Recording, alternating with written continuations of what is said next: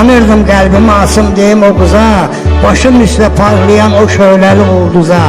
Neynəməli həyatdır, çatanmadım arzuma, dünyaya qızım gəldi, adın qoydum qızıma. İndi dostlar soruşur, ay yetim bu nə haldır?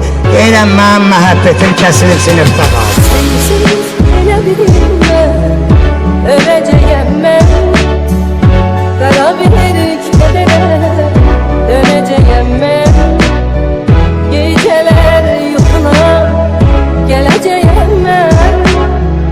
Sen məni unuda bilməyəcəksən. Sensiz elə bilmə, öləcəyəm mən. Qara bir kədərə dönəcəyəm mən. Gecələr yuxuna gələcəyəm mən. Sen məni unuda bilməyəcəksən. Ürək sınavda pis sınır, ola bilər bitişməsin. Həmin ürəkli söyləyəm bu sözləri özüsən.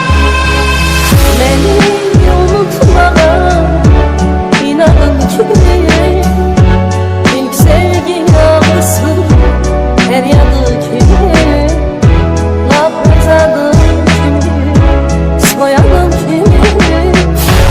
Sen beni unuda bilmeyeceksen.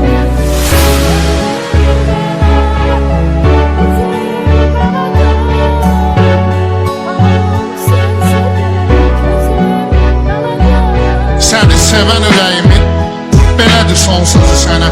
Mənim sevdiyimi mənimki tək tanıtmasan, mənə görə keçmişini unutmasan, özüm unudaram sən.